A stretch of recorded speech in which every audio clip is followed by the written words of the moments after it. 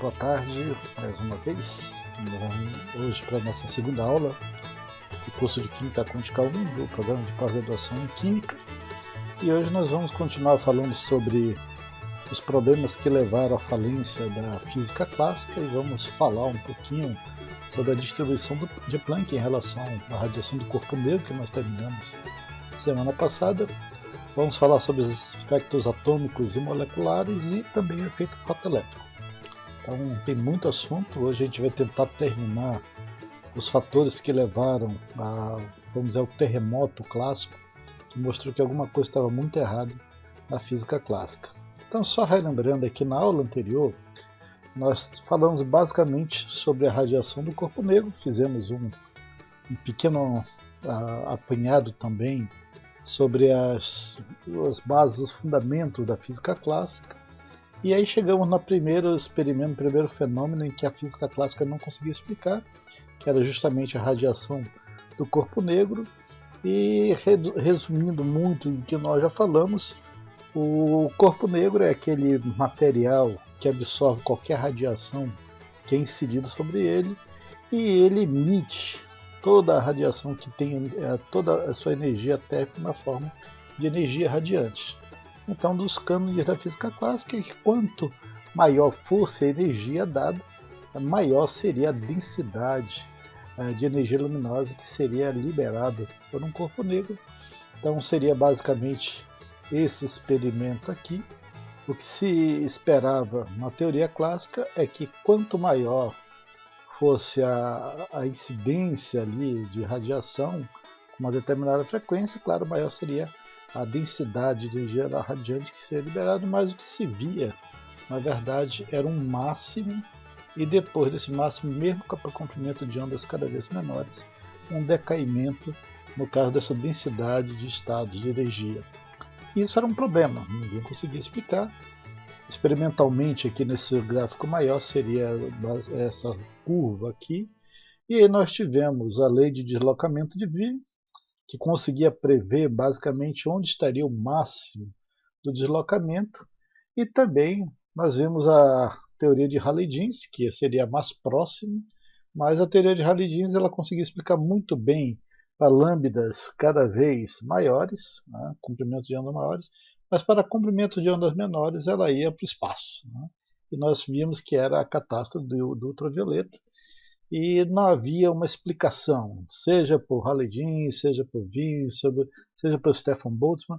A questão é que não tinha como explicar essa queda aqui do máximo, né, da densidade de radiação, e nenhuma teoria clássica conseguia explicar esse fenômeno. Então, o corpo negro era uma coisa nova, diferente do que se esperava, diferente do que toda a física clássica conseguia prever. E a questão é, por que disso? De onde veio essa dificuldade, né? Ou como se pode explicar um fenômeno dentro de um escopo de física que não é capaz de fazê-lo?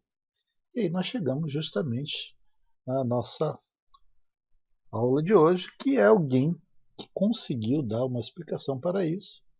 Este alguém foi Planck. Planck ele vai falar sobre o porquê do corpo negro conseguir chegar a um valor máximo, daí o decaimento. Nós chamamos isso de distribuição de Planck, e a proposta de Planck deu origem ao nascimento de uma nova física. Então, só para lembrar, depois de Stefan, que tentou explicar ali com a distribuição de Boltzmann a dependência daquele deslocamento máximo de temperatura, Planck ele ficou muito curioso sobre a expressão de Stefan, e também com a distribuição, no caso de Rayleigh-Jeans, ele tentou encontrar uma maneira de fazer casar a questão da distribuição, no caso do deslocamento ali de Stefan, com a distribuição de Boltzmann e mais a teoria de Rayleigh-Jeans. Ele não conseguiu, naturalmente, mas ele começou a brincar com tentativa e erro, tentando encontrar uma função matemática que pudesse descrever adequadamente essas curvas. E ele tinha, claro, a forma da curva, tinha uma ideia básica ali com Rayleigh-Jeans, E a questão é como é que eu posso encontrar uma equação que me permita não ir, no caso, para a catástrofe do infravermelho. E ele chegou a uma expressão interessante aqui, se vocês lembrarem, isso aqui é quase a expressão de Halley-Jeans, muito semelhante à teoria de Halley-Jeans, e ele começa a falar da densidade de estados agora, com a sua densidade tendo um aspecto extra, né? uma função extra que ele colocou para evitar que a curva subisse indefinidamente. Então, era algo que tinha a constante, no caso, a velocidade da luz, tinha, no caso, também tamanho de onda, né? Comprimento de onda, constante de Boltzmann, temperatura, mas isso daqui não era algo diretamente proporcional. Então, para ele enfiar uma função dentro de uma outra, ele tinha que fazer algum ajuste. O ajuste que ele fez foi com uma constante, essa constantezinha H, que nós vamos falar um pouco mais. Então, isso daqui foi interessante, porque ao enfiar essa nova constante, ao inserir essa nova constante H, ele conseguia descrever corretamente os resultados experimentais. Hoje em dia a gente chama esse H de constante de Planck. Na época não era conhecida dessa maneira. Hoje a constante de Planck tem um valor muito, muito conhecido, 6,626 vezes 10 a menos 94 joules segundos. Isso é para nós algo bem, bem interessantezinho. Mas, deixa eu só um momento.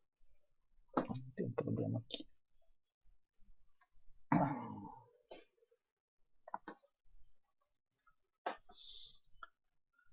Mas hoje essa constante ela é a base da quântica. Mas uma coisa que chama a atenção é que quando Planck estava fazendo esse seu trabalho, ele tentou, né, justificar essa fórmula. Ele pensou, né, várias vezes, ele vai e introduz uma pequena modificação da fórmula, né, no caso da fórmula clássica ali de Stefan Boltzmann, aí, juntamente com Halley-Jeans. Só que quando ele insere essa constante H, ela vai gerar algumas implicações muito graves. Porque Planck aqui ele estava brincando, tentando encontrar uma forma de evitar que a densidade de energia subisse ad infinito. Então, é claro, quando ele coloca uma expressão exponencial recíproca que é elevada a -1, ele evita que essa densidade de estado suba demais. Por quê?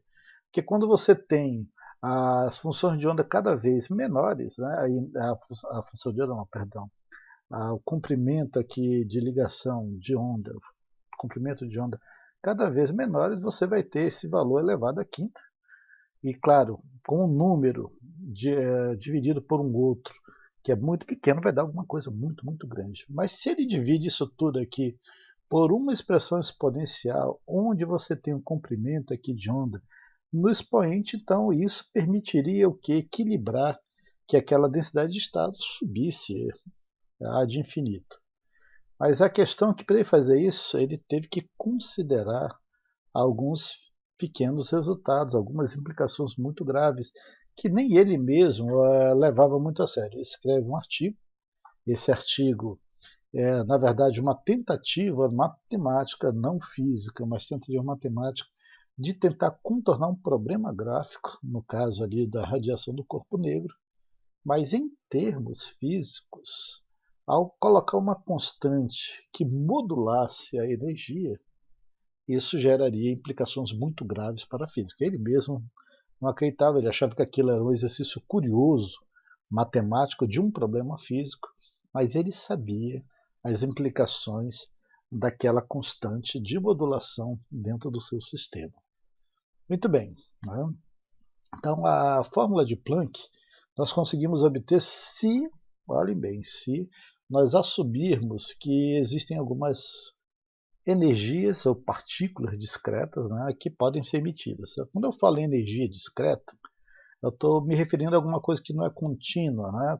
Quando nós temos, por exemplo, um gráfico de energias contínuas, significa dizer que qualquer valor é possível plotar dentro desse gráfico, não há descontinuidades nesse sentido.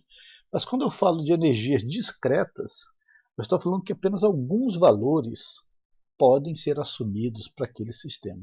Então, um sistema discreto, ele só admite algumas configurações. Um sistema, no caso contínuo, ele pode ter qualquer configuração. Mas quando o Planck tentou modular aquele sistema, ele foi obrigado a dizer o seguinte: a energia não pode assumir qualquer valor. Ou seja, se a energia não pode assumir qualquer valor contínuo, ele tem que assumir o caso que somente alguns valores são permitidos. Portanto, apenas energias discretas ou discretização de energia, que nesse caso seria absorvido ou emitido pelos átomos das paredes do corpo negro. Ok? Até aí? Muito bem. E aí Planck ele sugeriu que o comportamento do corpo negro só é viável, só é possível, se os osciladores, no caso aqueles osciladores de Rayleigh-Jeans, que compõem a matéria do corpo negro, eles tivessem suas energias discretizadas. Então, esses átomos, essas partículas, no caso, eles teriam que ter algumas considerações muito fortes sobre ele. Primeiro, não poderiam assumir qualquer valor, seus valores estavam limitados a valores discretos. Olha um problema, porque lá na física clássica nós vimos que um dos fundamentos da física clássica era justamente que a energia de um sistema poderia assumir qualquer valor possível. Ou seja, sempre nós estávamos pensando num espectro contínuo de energia em termos de sistema de configurações. Outro, essas energias elas não poderiam ser alteradas arbitrariamente, ou seja, por um momento, num determinado sistema, ele pode atingir essa energia, num outro momento ele atingiria outra energia, então não. Essas energias não poderiam ser alteradas arbitrariamente, elas eram discretizadas a determinados valores, e os átomos que compunham o corpo negro eles podiam absorver ou emitir energia através de pacotes discretos de radiação. Na época ele chamou de quanta, não sei exatamente se foi o termo de Planck, mas eu imagino que foi ele mesmo que usou esse termo. A ideia é que os materiais que compunham as paredes do corpo negro, eles tinham limites para absorção e emissão de energia. E essas energias ele coloca em termos de pacotes. Você pode, é como se alguém pudesse só comer uma determinada quantidade de alimento, não importa o tamanho da sua fome, não importa o tamanho da sua boca, e não importa a quantidade de comida que está presente. Ele sempre poderia absorver somente aquela quantidade. Então é basicamente isso que ele está falando dos átomos do corpo negro. E mais ainda, essas energias discretizadas elas eram proporcionais às frequências de radiação emitida. E aí é a grande jogada. Por quê? Porque o corpo negro ele absorve qualquer radiação, pode emitir, absorver, mas ele não emite qualquer tipo de radiação. Eles são proporcionais a uma determinada frequência. E a energia dos quantas essa é proporcional, no caso, à frequência de radiação. Quanto é que tem de energia num pacote, né, de quanta? Essa energia é proporcional à radiação, ou seja, ele acaba dizendo o seguinte, que tem um limite máximo de radiação, e esse limite máximo vai implicar também numa densidade máxima ali de energia dentro do corpo negro. E aí nós já começamos a ver a formazinha ali daquela curva no máximo e depois baixando, ou seja, há um limite no comprimento de onda mínimo da radiação emitida. Ok? Muito bem, mas vamos adiante. Quais são as hipóteses aqui de Planck? Então, Planck ele consegue explicar as observações sem problema nenhum, mas ele tem que admitir, e isso é uma facada no coração da física clássica, que aquele oscilador eletromagnético, o átomo, que eles ainda não entendiam direito na época, ele estava limitado a alguns valores de energia. E não havia como alterar isso de qualquer forma arbitrariamente, não. Isso era uma limitação do próprio sistema e isso é um problema, porque toda a física até ali dizia, olha, eu posso saber tudo a respeito do sistema, se eu souber o seu momento, se eu souber a sua velocidade, se eu souber as forças que atuam sobre ela, e a energia desse sistema ele pode atingir qualquer valor. Planck sabia que a partir do momento que ele expusesse a sua hipótese, ele estaria referendando aquela ideia acerca da física clássica de que alguma coisa ali dentro da física clássica não estava batendo, ou era o que ele imaginava. O seu artigo era simplesmente um curioso exercício matemático acerca da expressão de uma curva, mas que não teria talvez algo de tanto impacto na física. Ele não aceitava a ideia que ele mesmo estava propondo nesse sentido, do ponto de vista físico. Ou seja, se a energia, a gente, é quantizada, significa, se ela é limitada a determinados quantos de energia, nós temos agora uma nova ideia de energia. Nós temos a chamada quantização de energia. E aí, nesse caso, Planck acaba postulando o quê? Que a variação de energia do teu sistema ela é uma função da frequência. Quanto maior a frequência, maior a variação de energia daquele seu sistema em termos de corpo negro, em termos de absorver e emitir. E essa energia ela é discretizada, ou seja, mesmo que eu tenha valores específicos de frequências aqui, eu não vou ter um valor contínuo de energia.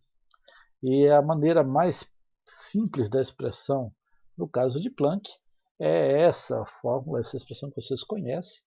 Aqui a gente não está entrando no mérito, então estamos falando da questão só da física clássica, ou suas dificuldades. A variação de energia vai ser justamente NHν. Mais para frente a gente vai ver como se chegou a isso, mas não agora. Então essa variação, ela dependeria o quê? Da frequência. Quanto maior a frequência, maior a variação de energia. Isso daqui era proporcional, para ser igual você tinha que colocar uma constante, essa constante é a constante de Planck, mas esses valores de energia não poderiam ser qualquer um, teriam que ser discretos. E nesse caso você tem aqui o número discretizador, o N, seria aqui 1, 2, 3, 4. Então imagine que o produto HNI desse talvez 10. O próximo valor em termos de energia, de nível de energia, só poderia ser um múltiplo desse 10 em termos de N. Então, um segundo seria 2, então seria 20, o terceiro 30, 40 e assim por diante. Ou seja, nesse caso seria uma função crescente da frequência, mas sempre de forma discretizada. Então, esse N aqui, na verdade, é basicamente uma função numérica, um número puro, mas também é um limite discretizador para a nossa função de energia. Então, nesse sentido, aquela distribuição que nós temos da radiação do corpo negro para que a diferentes temperaturas, quando você pega a lei de Planck, a proposta de Planck, e plota isso num gráfico teórico, você vai ter as curvas muito, muito próximas do que se esperava em termos experimentais. Isso aqui é uma distribuição espectral da radiação do corpo negro, calculada pela lei de Planck. Aqui está um pouco diferente do que a gente está vendo, mas quando nós colocamos num gráfico junto com os valores experimentais, nós percebemos o quão impressionante e quão bem sucedida é a hipótese de Planck.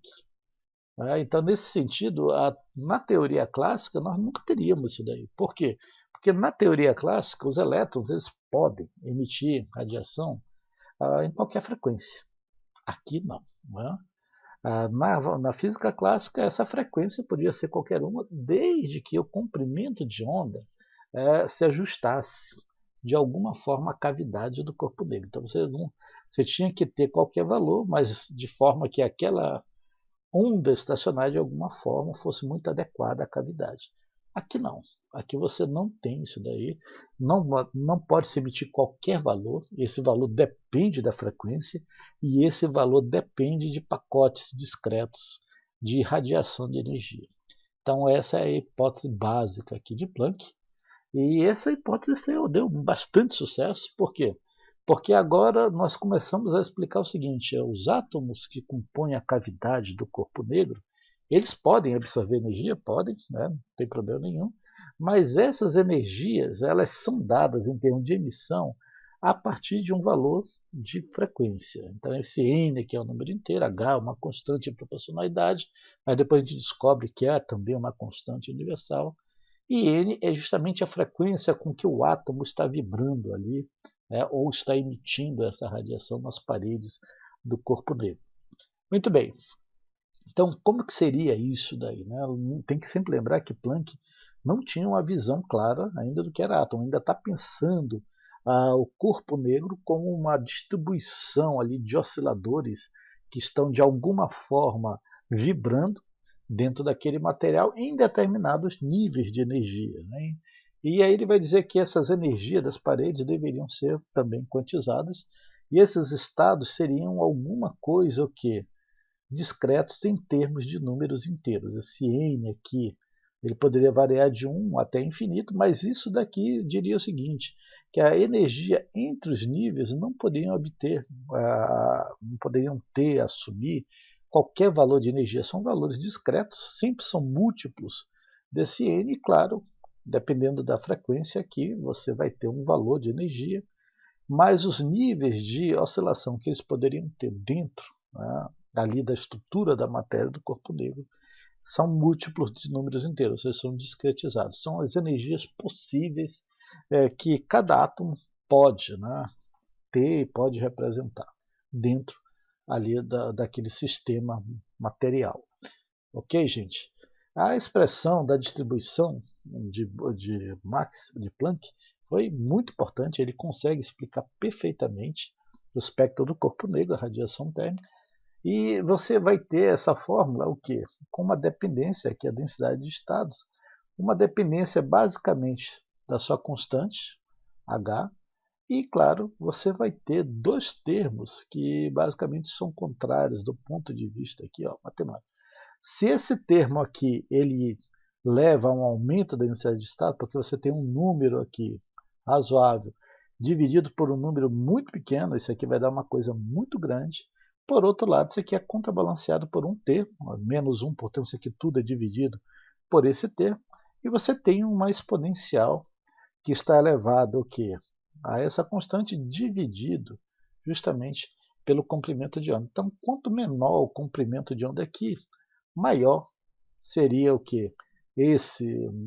Essa fração, e claro, maior seria esse valor. Mas como isso aqui tudo está no denominador, então você tem um número muito grande dividindo por um outro número grande também em dependência direta do comprimento de onda e modulado por uma constante. Então o que acontece? Em algum momento, quando esse lambda ele começa a diminuir o suficiente, você já vai ter um valor que no denominador que é maior que o numerador todo. Então, a função de onda sobe e ela começa a descer paulatinamente de acordo com a frequência, com o comprimento de onda da sua radiação. Então, isso é bem interessante. Quando você plota agora o que se sabia sobre o corpo negro com a lei de Planck, é sucesso completo. Vejam, a lei de Rayleigh-Jeans, basicamente, ela levava a catástrofe ultravioleta. A lei de Wien, basicamente, só previa o máximo aqui da densidade de estados. O experimental é essa linha contínua aqui. E as linhas que são por esses pontos é justamente a lei de Planck. Se vocês perceberem, os dados experimentais, eles concordam perfeitamente com a expressão de Planck. E aí nós temos agora uma explicação do que está acontecendo dentro do corpo negro. Mas essa explicação, ela simplesmente vai afundar a física clássica em seus moldes básicos. E isso é algo importante para nós entendermos. Então vejam, hoje em dia nós sabemos que os níveis de energia não são perfeitamente espaçados, como nós vimos na hipótese de Planck, mas eles concordam em termos de natureza com a ideia de Planck. Notem que Planck estava escrevendo sem haver um conhecimento muito claro ainda da estrutura da matéria. Rutherford ainda não tinha colocado o seu modelo de átomo perfeito, Bohr ainda não tinha explicado o que acontecia ali dentro. Mas Planck ele prevê perfeitamente a ideia de distribuição de energia discretizada em níveis. Hoje, quando nós vemos a energia de um elétron no átomo de hidrogênio, nós vemos justamente isso daí. Você tem energias discretizadas dentro de quê? Dentro de níveis de energia que são múltiplos inteiros desse n. Então, foi um sucesso. Claro que na época Planck não acreditou nem naquilo que ele estava escrevendo, E muita gente recebeu o artigo de Planck com muita desconfiança e alguns até com zombaria, né? Mas a distribuição de Planck ela é perfeita nesse aspecto ali, acaba sendo um limite com a física clássica. Se você notar aqui a distribuição de Planck com a distribuição de Rayleigh-Jeans, é muito semelhante. O que Planck fez foi justamente retrabalhar a distribuição de Rayleigh-Jeans e modular com uma nova função que permitisse que não houvesse o que? É saída para o infinito de energia. E é claro, como eu já falei no slide anterior, quando um aumenta demais, o outro diminui, de maneira que você tem a distribuição perfeita de energia que concorda com o que se faz experimentalmente, quando se percebe experimentalmente em termos da radiação do corpo negro. E o que isso vai nos dizer? Né? Quando você olha as duas expressões, elas são muito semelhantes. O que nós sabemos hoje em dia, e é fácil fazer, né? Você pode pegar a expressão de Planck e chegar na de Rayleigh e Jeans, né? Ou seja, a semelhança dos modelos vai sugerir o seguinte, que um deles é um caso particular de um outro mais geral. E qual é que é o particular? Não é o modelo quântico, é o modelo clássico. O modelo clássico passa a ser apenas um caso particular de um sistema bem mais geral. Então, se você pensar o seguinte, se eu tiver lambdas cada vez maiores aqui, é claro que esse sistema aqui, essa pequena fração, ele vai tender a zero. Qualquer número aqui tendendo a zero vai basicamente levar isso aqui a ser um valor próximo de 1. Tá? E se a gente considerar aqui a expressão menos 1, você pode basicamente cortar ou melhorar esse sistema de maneira que essa expressão ela acabe dando origem ao sistema de Rayleigh-Jeans. Ou seja, Planck acabou mostrando que a física clássica, como nós conhecemos, ela é um caso particular de uma física bem maior. E era uma física que eles ainda não conheciam. Então isso é um limite da física clássica. A física clássica consegue explicar sistemas que existam até uma determinada dimensão em termos de tamanho, em termos de energia e em termos, e aí depois a gente vai ver que no nosso caso aqui com Einstein, também em termos de velocidade. Fora isso daí, existe uma física maior que consegue explicar todos os sistemas dentro, claro, de determinados valores específicos. Então, a clássica acabou chegando no seu limite e uma nova física tomou o seu lugar. E aí nós temos a física quântica. Mas só para mostrar aqui para vocês, na distribuição de Planck, nós temos o que? Uma expressão de exponencial e elevado a x.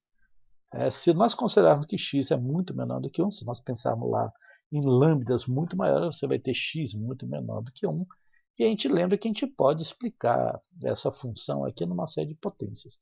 E elevado a x, quando x é muito menor do que muito pequeno, é aquela expressão 1 mais x quadrado sobre 2 fatorial, x a terceira 3 fatorial, e assim por diante. E isso daqui você pode, lá por teoria de séries, truncar e chegar a um valor de 1 mais x. Então, e elevado a x, se x for muito menor do que 1, é basicamente o valor de 1 mais exatamente o número, a potência do exponencial. Se você aplicar isso daqui na expressão de Rayleigh-Jeans, na expressão de Planck, você vai chegar a um valor muito próximo. Tá? Por quê? Nós temos ali na expressão de Planck E igual a HC, elevado a HC lambda KT. Se lambda for muito grande, como nós vimos anteriormente, significa dizer que isso daqui vai ser um valor muito pequeno, muito menor do que 1. Então você pode expandir esse exponencial da seguinte forma. Né? Como a expressão toda é elevada a menos 1, ela é menos 1, você vai ter 1 mais, no caso, x, HC lambda KT, vamos pegar só o primeiro termo, menos 1. Mais 1 menos 1, corta, você vai ter HC lambda KT. E o que isso nos leva aqui? Então, quando eu substituo isso aqui na distribuição de Planck, ou seja, você coloca aqui HC lambda KT elevado a menos 1, inverte, isso vai te dar exatamente o quê? Rho igual a 8kt lambda a quarta. O que é isso daqui? Essa é a expressão de Rayleigh-Jeans. Tá? É a lei de Rayleigh-Jeans, o quê? Para lambdas, para comprimentos de ondas grandes.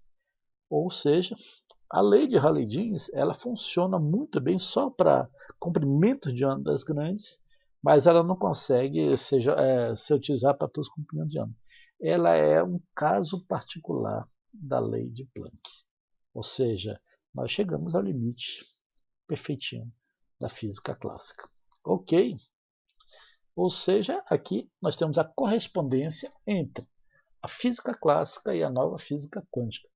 Qual é a correspondência? É que a física clássica ela é muito boa, ela funciona perfeitamente bem para comprimento de ondas cada vez maiores, para sistemas macro, mas ela perde a sua potência, a sua eficácia, quando nós começamos a trabalhar com fenômenos que estejam em comprimentos de ondas cada vez menores, em termos do micro, do atômico, do molecular. Então, é um negócio sai do limite da física clássica e nós estamos num domínio de uma física superior. Ok? Então, essa seria a nossa correspondência em termos de física clássica e física quântica. Mas eu falei para vocês na aula anterior que há outros fenômenos que a física clássica não conseguia explicar, e um deles é os espectros atômicos e moleculares. Aqui eu vou falar bem mais rápido, porque é um assunto que está bem dentro da nossa área de química, físico-química. Então, só para relembrar, fazer um retrospecto disso daqui, uma das evidências, assim, talvez fenomenológicas mais importantes de um comportamento não clássico da matéria era justamente os espectros atômicos moleculares e a tentativa de se explicar, de se compreender o que eram esses espectros. Então, em tela, vocês estão vendo o espectro de emissão do hidrogênio, o espectro de emissão do ferro. Esses espectros já eram conhecidos ainda no século XIX, já se sabia como calcular esses espectros perfeitamente. Tinham alguns espectrômetros rudimentares, espectros fotômetros bem rudimentares, em que você podia encontrar o espectro de um determinado composto, no caso. E a questão é por que esses espectros davam linhas ou raias tão específicos. E só para vocês terem uma ideia, já no século XIX, entre 1860 e 1885, já se sabia, já se tinham catalogado centenas de espectros atômicos e moleculares. A questão é, eu tenho o espectro, eu sei que ele é específico num determinado composto, num determinado elemento, mas a questão é o que são essas linhas? O que são essas raias espectrais? De onde elas vêm? No que consiste essas raias?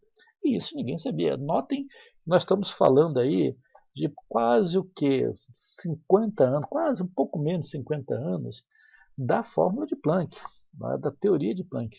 Já se utilizava a ideia dos espectros como quase um fingerprint de uma determinada substância ou elemento, mas não sabia por que a natureza era assim em termos desse aspecto. Então não se tinha explicação, na física clássica não tinha nenhuma explicação para isso e o pessoal, na verdade, nem tentava mais explicar porque não fazia muito sentido. O pessoal simplesmente aceitava o fato que a natureza tinha espectros, no caso atômicos e moleculares, e bola para frente. Um dia, quem sabe, a gente vai descobrir o que é isso.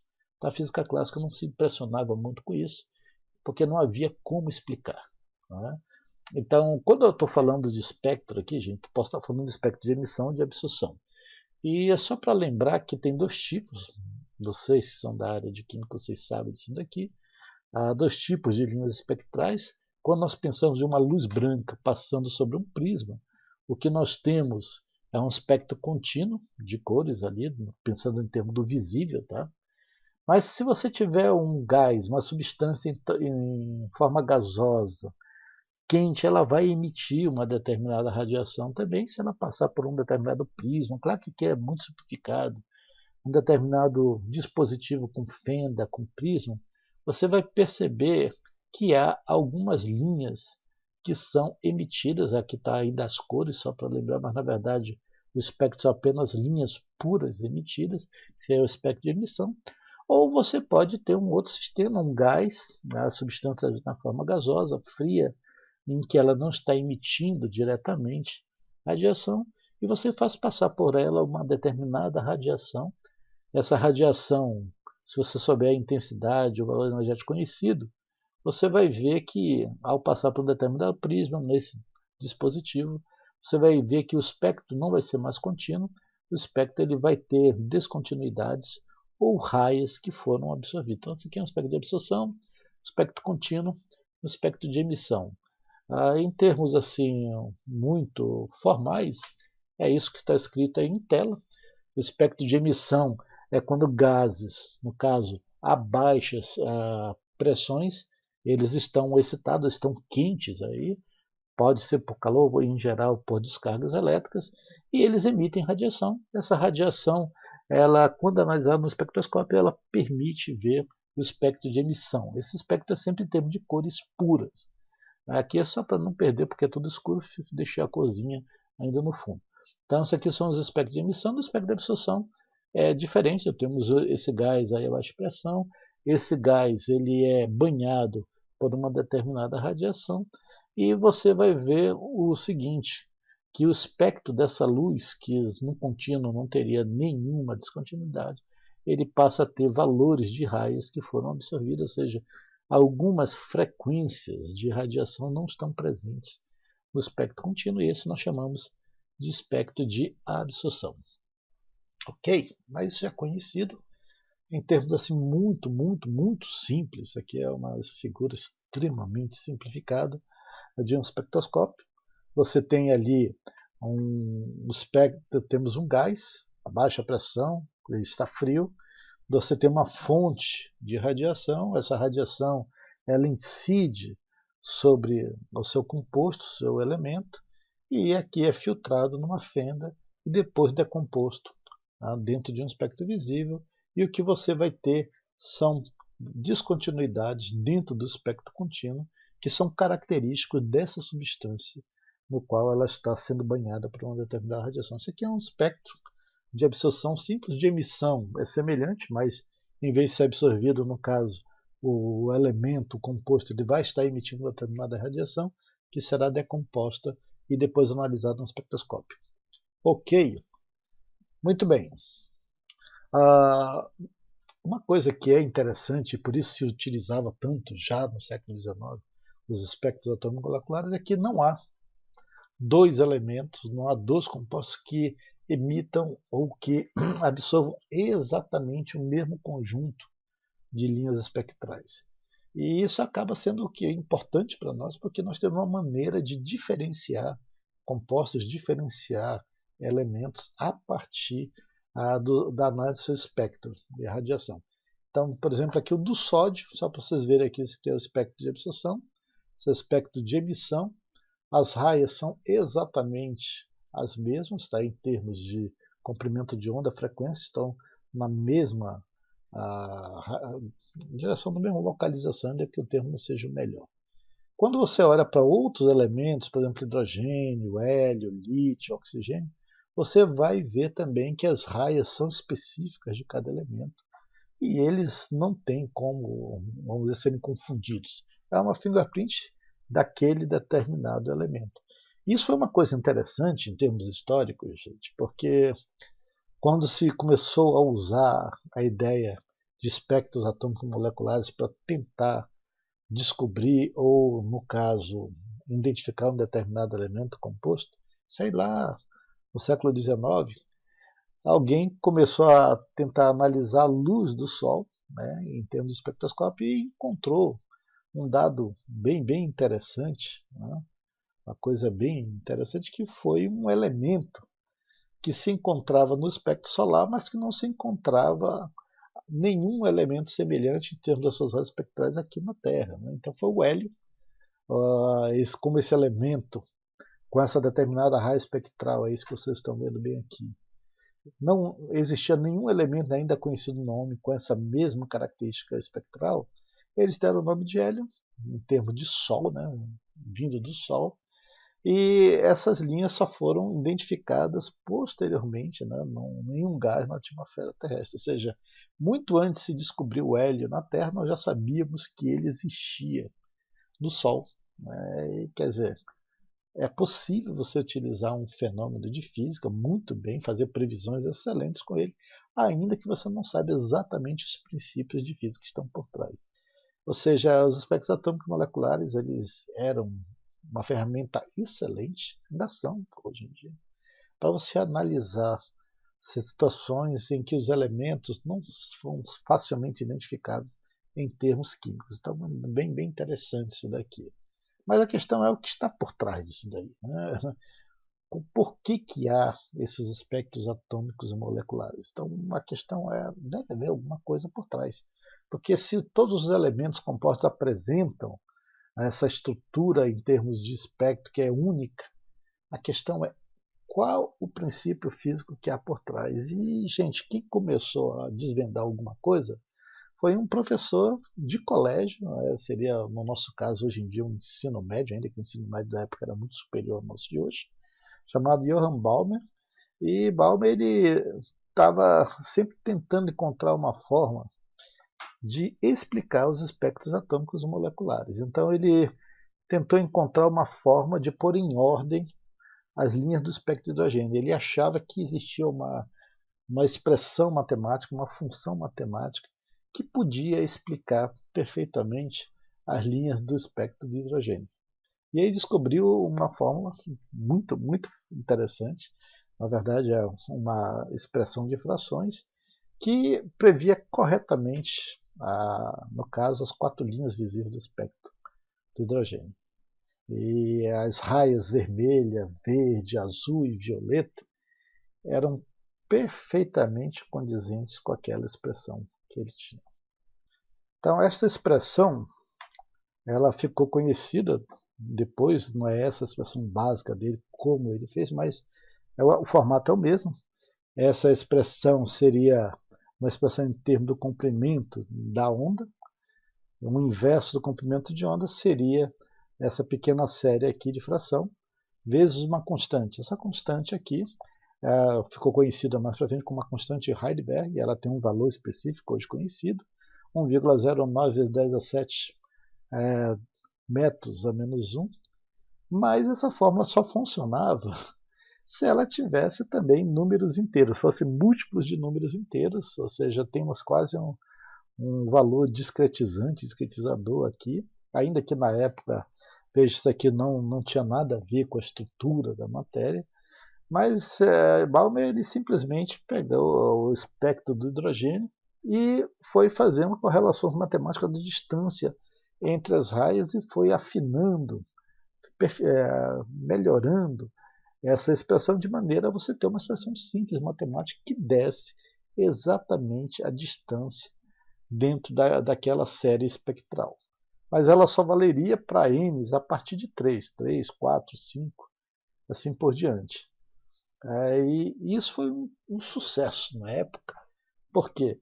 Porque ele conseguiu prever as 4 raias do hidrogênio, uma vermelha, uma verde, uma azul e uma violeta, que a gente chama de raia alfa, beta, gama e delta, e ele conseguiu prever qual seria o comprimento de onda no qual apareceriam essas raias. Só que essas raias elas dependiam de um número inteiro para aparecer. E os números foram 3, 4, 5, 6 e assim por diante, e ele acabou juntando, generalizando numa expressão, numa pequena série de fração que correspondia a justamente esses valores. O sucesso foi tão impressionante da série de Balmer que vários outros pesquisadores começaram a trabalhar em cima, acharam curiosíssimo e começaram a tentar generalizar a série de Balmer, porque ele só fez inicialmente para o hidrogênio. Mas depois se descobriu que a série dele valia não só para as 4 raias visíveis, porque só se conhecia as 4 raias visíveis do hidrogênio, mas inclusive para as raias invisíveis no ultravioleta do hidrogênio, que na época não era conhecido, não se via. E foi algo maravilhoso. O pessoal começou a correr atrás, se encontrou outras séries com outros valores discretos para essa série. Bem, então essa expressão ficou conhecida como série de Balmer, ainda que Heidelberg depois generalizou ela de uma maneira geral. Então, nesse sentido, as linhas espectrais experimentais foram previstas com excelente precisão. Só para vocês terem uma ideia, a linha beta, a raia beta, o valor experimental é 485,8 nanômetros.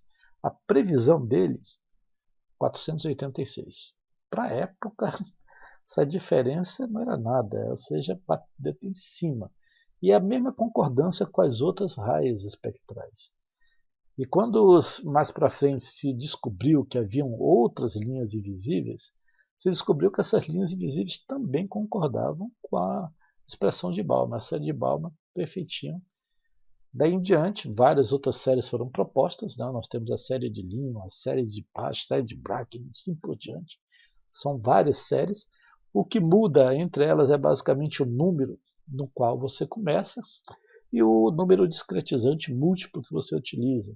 Então, na série de Lyman, ele começa a partir de 1 elevado ao quadrado, menos 1 elevado a n ao quadrado, onde esse n começa em 2.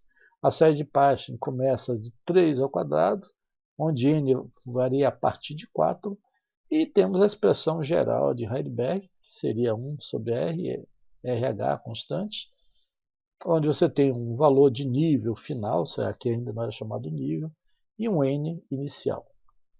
Com isso daí se descobriu que era possível prever todos os espectros, ou explicar, na verdade, os espectros em termos dos valores experimentais. Explicar não sentido não, prever as raias espectrais desses valores. E aí nós temos o quê? Uma generalização da série de Balmer que pode ser aplicado para qualquer substância ou elemento. Ok? Então a questão é, se tinha tudo isso, o que está por trás? Né? Quando você pega as 3 séries, Lyman, Balmer e Paschen, você vai ver que há uma diferença, né, da sua aplicação em termos de energia. É claro que na época eles não estavam ainda aplicando esse átomo, estava muito ainda na frente, no futuro, a ideia de átomo, a ideia de Bohr.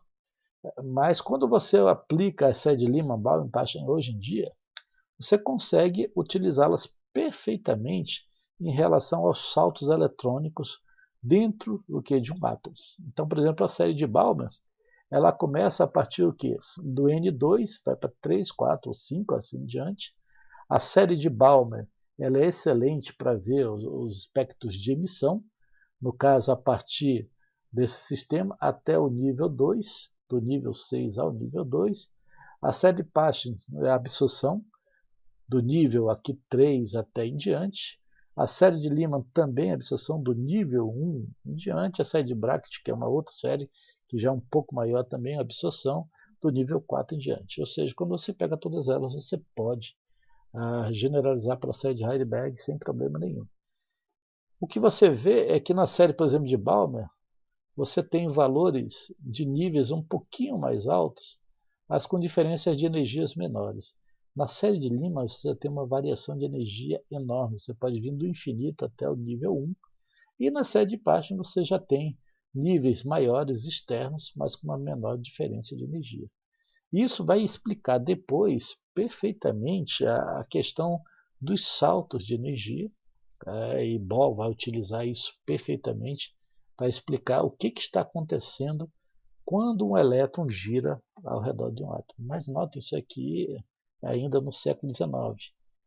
O que chama a atenção nesses espectros atômicos moleculares? É justamente a necessidade de você ter um número inteiro em que dê essa variação de energia espectral de dentro de um determinado elemento. O que é esse número inteiro? Não sabia. O que sabia é que era algo que ajustava perfeitamente essas raias espectrais, mas até então não se tinha uma ideia muito clara do que isso seria, do que estava fundamental. Então havia algo por trás, sem dúvida. Mas a questão é o que há por trás. Né? O que há por trás? Aqui tem a série aqui do hidrogênio espectral prevista pelas séries teóricas. A série de Lyman prevê perfeitamente as linhas espectrais ali no ultravioleta. A série de Balmer, ela consegue mostrar as linhas espectrais no visível. A série de Paschen, as linhas espectrais já próximo do infravermelho, e assim por diante. Mas cada série era calculada e era limitada, né, a alguns comprimentos de onda e a valores de n, né, inteiros que podiam começar de 1, de 2, de 3 e assim por diante. Ou seja, gente, o comportamento dessas linhas, as respectivas expressões, as respectivas séries usadas para prevê-las, deixavam muito claro que existia, e é aqui que é importante, tá? Existia um princípio físico muito sólido por trás. Mas na época era impossível, a física da época nem sequer estava tocando no que havia por trás de um fenômeno, no caso de luz, no caso de absorção e de emissão. Alguma coisa estava por trás, e a questão é o que é que está por trás. Bem, a explicação ela demorou alguns anos para sair, isso aí não aconteceu no século XIX, isso aí vai acontecer depois que Planck ele explica a radiação do corpo negro, com a teoria da quantização de Planck, aí sim nós temos agora uma possibilidade de explicar os aspectos atômicos moleculares. Na época de Planck, alguns anos depois, Rutherford fez a sua famosa experiência, ali com aquelas folhas de ouro, e ele chegou àquele modelo de átomo, chamado modelo solar de átomo. Tem um núcleo, tem uma eletrosfera, e ele tinha um aluno dele, né? Um aluno, se eu não me engano, fazer doutorado com ele, eu não lembro direito, mas acho que sim, que chamava Bohr. Bohr era um aluno brilhante, e Bohr era alguém que considerava um problema no modelo do seu orientador, de Rutherford. Rutherford ele estava ciente que um elétron girando ao redor do núcleo deveria emitir radiação e deveria perder energia se colapsando com o núcleo. Rutherford sabia disso, mas ele não tinha explicação do porquê, no seu modelo atômico, os elétrons giravam em órbitas ali ao redor do núcleo e eles não se colapsavam com o núcleo. Mas Bohr ficou muito incomodado com isso. Rutherford disse, não, isso daí é algum problema extra do modelo, mais para frente, quem sabe. Ele não ligou muito para isso, mas seu aluno se perturbou bastante com a ideia. E quando Planck ele lançou a teoria da quantização de energia, em pouquíssimo tempo, Bohr aplicou essa ideia justamente aos aspectos atômicos e moleculares. Então, nós dizemos assim que a primeira uso consistente, coerente da teoria da quantização de energia foi justamente Bohr, a teoria de Bohr, sobre o átomo de hidrogênio, explicando os aspectos atômicos e, no caso, os espectros moleculares também. Gente, a radiação emitida ou absorvida por um átomo, por um conjunto discreto, que tem uma frequência específica, ela seria dada por Bohr na seguinte ideia. Né? Você teria um sistema, esse sistema ele estaria vibrando em valores específicos, discretos, segundo Planck, e desses valores a energia ela não poderia variar arbitrariamente. Então Bohr acabou pensando o seguinte: se houver saltos eletrônicos dentro do átomo, dentro de órbitas que são fixas, órbitas cuja energia não pode variar, ou seja, o elétron dentro daquela órbita ele teria uma energia discretizada, quantizada, ele, por mais que ele girasse ali, ele não perderia essa energia, ou seja, ele não emitiria essa radiação em termos de aceleração. O que aconteceria se esse átomo, se esse elétron desse um salto para um nível inferior, ou até mesmo um nível superior? Como nesse nível inferior a energia seria outra, seria uma energia menor, mas que seria também uma energia discretizada, e nessa nova órbita o elétron não poderia ter outra energia que não a dependente desse nível energético, então esse excesso de energia ele seria jogado fora, seria emitido na forma de uma determinada radiação. Ou, no caso, se for o contrário, seria absorvido. Ele diz assim, aqui eu tenho como explicar os espectros de emissão e de absorção. Nesse caso, se você tem um salto para o nível mais interno, você tem uma liberação de energia. Se você tem um salto para o nível mais externo, você tem no caso, uma absorção de energia. Aliás, é isso mesmo? É isso aí.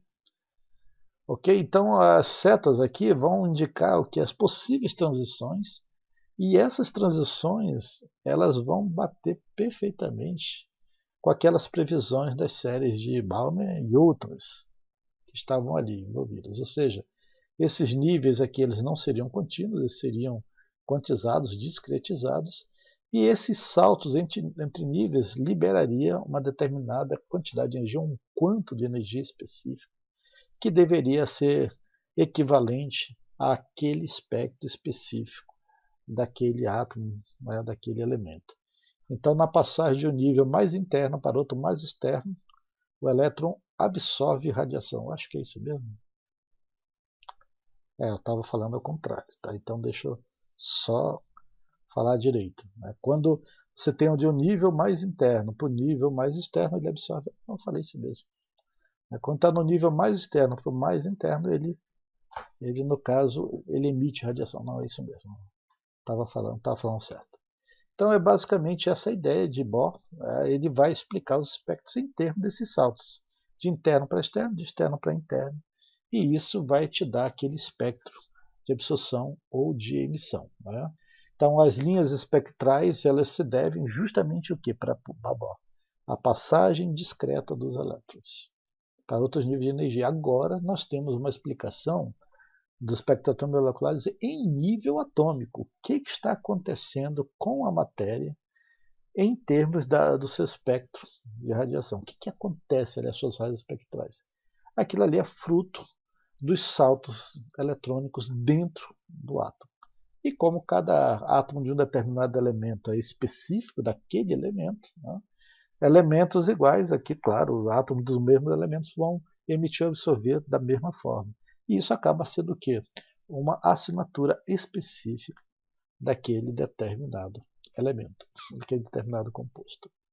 Ok?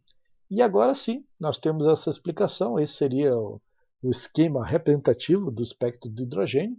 Né? Contemplando todas as séries aqui, isso aqui seria o espectro visível do hidrogênio, as suas raias aqui. E aqui que você tem? Você tem aqui a série de Balmer. Na série de Balmer você tem um salto eletrônico de um nível mais externo para o nível mais interno. Então, quando você tem um salto de um nível externo para o interno, você tem o que? Uma emissão aqui de radiação. E a emissão vai te dar as linhas espectrais puras aqui. Tá? Você vai ter um salto do nível 5 para o nível 2, na linha ali do azul, quase chegando à ultravioleta. Você tem do nível 4 ao nível 2, na faixa da radiação azul mesmo, e você tem um salto aqui do nível 3 para o nível 2, mais internozinho, dentro da faixa do vermelho, né? Já próximozinho ali do fim do espectro visível. E claro, quando você utiliza as outras séries, por exemplo a série de Lyman, você já começa a ver os saltos no ultravioleta. A série de Paschen, você começa a ver os saltos no infravermelho, e assim por diante. Você tem um salto visível, no ultravioleta, ou seja, no fim do espectro do ponto de vista mais energético, e no infravermelho no fim do espectro do ponto de vista menos energético. Tudo isso utilizando o quê? O modelo basicamente de Bohr. Então o modelo de Bohr, se vocês olharem, vai ser ΔE igual a HNI. Tem a energia vezes, olha lá, é basicamente o mesmo formato da série de Heisenberg. Então nós temos uma explicação perfeita dos espectros atômicos moleculares. Bohr ganha Nobel também, por isso daí, mas é a primeira aplicação, sucesso, com muito sucesso, da teoria de Planck. Daí em diante, a história. Ok? Então, no modelo de Bohr, os elétrons absorvem o quê? Somente quantidades específicas de energia quando eles saltam o quê? Para o nível superior. Quando eles saltam para o nível inferior, eles liberam isso daí. E é justamente essa energia liberada, absorvida, que dá origem às linhas espectrais. Joia! Muito bem, e o terceiro fenômeno que não havia uma explicação muito clara é o efeito fotoelétrico. Na verdade, tinha mais um que a gente não vai contemplar aqui, mas o efeito fotoelétrico ele era uma pedra no sapato da física clássica, porque se conhecia já as incongruências do sistema. O que é um efeito fotoelétrico? Só para relembrar, o efeito fotoelétrico é aquele efeito que dá onde um determinado metal, ao incidir sobre ele radiação, ele emite elétrons. O efeito fotoelétrico ele foi descoberto casualmente por Hertz. Hertz não estava procurando o efeito fotoelétrico. Ele percebeu que alguns metais eles geram uma diferença de potencial quando a luz incide sobre eles. Então, alguns metais, né, são iluminados, né, quando são iluminados com determinadas frequências, eles liberam elétrons. Esses elétrons, em geral, nós chamamos de fotoelétrons. Né? Você tem uma radiação aqui, vamos já utilizar a linguagem de Einstein, um fóton de radiação, um fóton de luz. Quando ele incide sobre a matéria, estamos pensando aqui no efeito fotoelétrico, a ideia antes de 1900, o pessoal não tinha ideia de como era a matéria, mas a ideia aqui, já pensando na nossa visão atual de matéria, então nós temos um fóton de luz, um pacote de luz, ele incide sobre um elétron, e esse elétron ele é arrancado da sua órbita, né? E ele vai para algum outro lugar fora da órbita atômica. Então nós temos aqui um fotoelétron, e esse fotoelétron ele pode, dependendo do sistema que você está mexendo, você pode ver uma diferença de potencial, uma diferença de corrente, quando ele é arrancado ali daquela placa metálica. Ok? Então, quando ele sai, né, de uma órbita interna para uma órbita externa, ele absorve. Quando ele está numa órbita externa para uma órbita interna, ele acaba emitindo radiação. Então, basicamente, seria essa a ideia do efeito fotoelétrico. Só que ninguém sabia o que era na época, né? E o efeito fotoelétrico tinha algumas coisas que realmente pareciam muito misteriosas. E talvez dos três fenômenos era aquele que os físicos da época mais queriam entender o que estava acontecendo, porque ele batia com tudo que se entendia de eletromagnetismo. E o eletromagnetismo, a parte da física clássica, era muito conhecido já na época, suas bases estavam muito bem assentadas, você tinha muitas aplicações, as leis estavam muito claras, mas quando aplicado o efeito fotoelétrico, era algo que não fazia sentido algum. Tá? Então veja bem, não havia nenhuma solução clássica do efeito fotoelétrico. Lembrando, tá? O efeito fotoelétrico, você tem uma placa metálica, você incide uma radiação e sai um elétron. Aí você diz, tá aí tudo bem, né? Mas não era somente isso. Não é somente isso.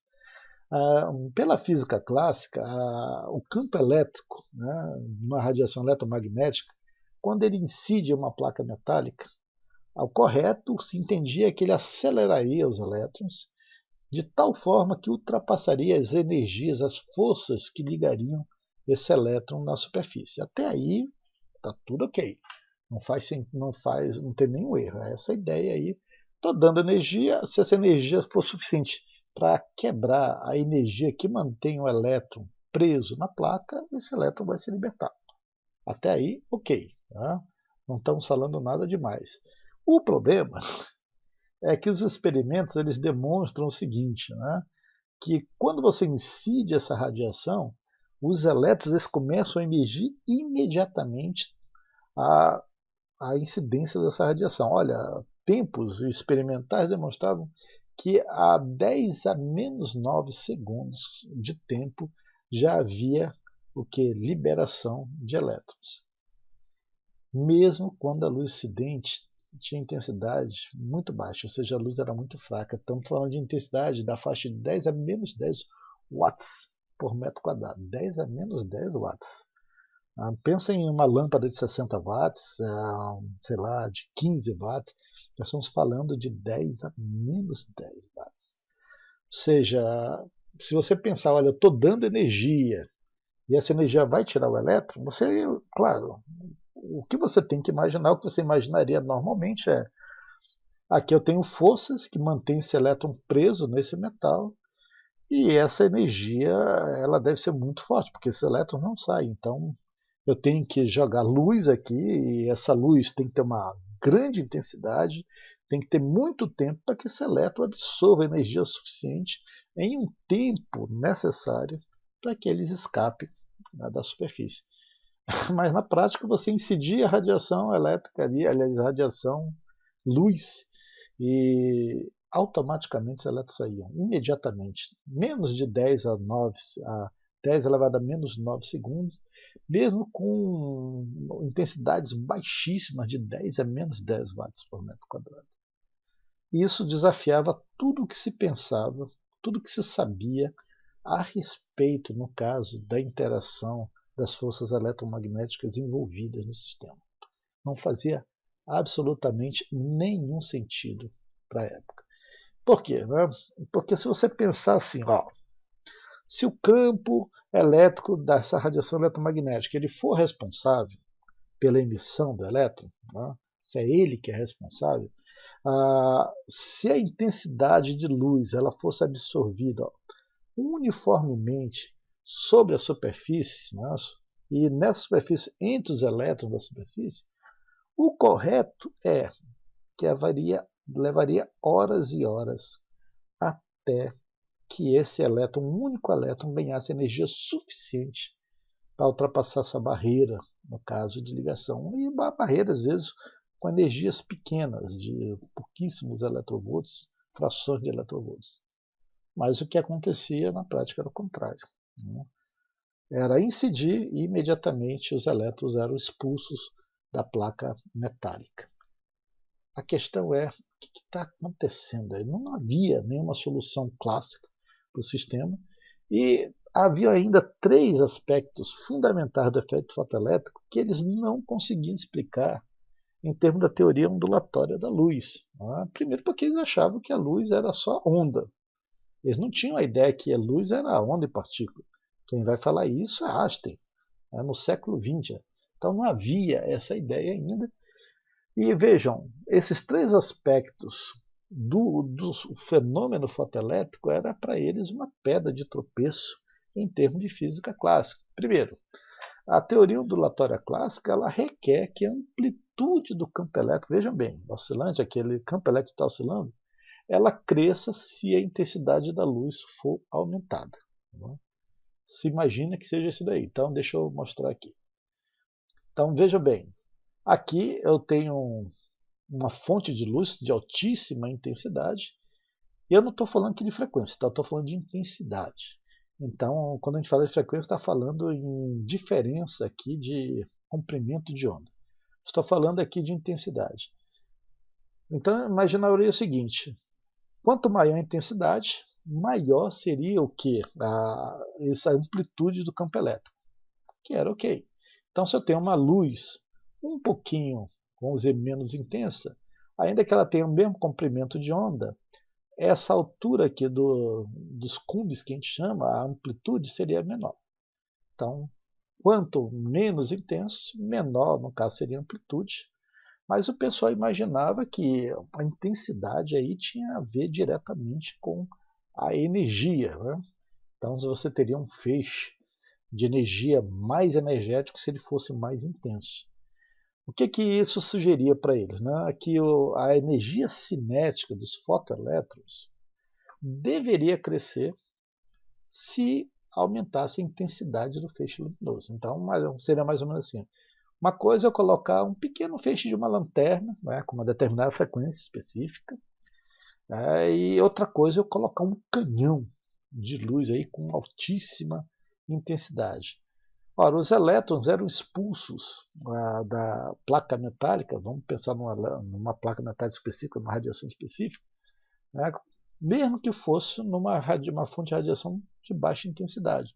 Mas eles imaginavam o seguinte, se aumentar a intensidade, esses elétrons eles vão sair com uma energia cinética absurda. E eles estavam confundindo ali as coisas porque eles não tinham ainda a ideia de o quê? Da particularidade da luz, que ela é tanto onda como partícula. Mas o que eles perceberam? Tanto faz colocar um canhão de luz ou um pequeno e fraco feixe de energia luminosa, isso não mudava, no caso, a energia dos fotoelétrons. A energia cinética independia. Mas eles perceberam que quanto maior a intensidade da luz, maior a quantidade de elétrons que eram emitidos. Né? não variava a energia dos fotoelétrons com a intensidade de luz, mas variava a quantidade de elétrons que eram emitidos.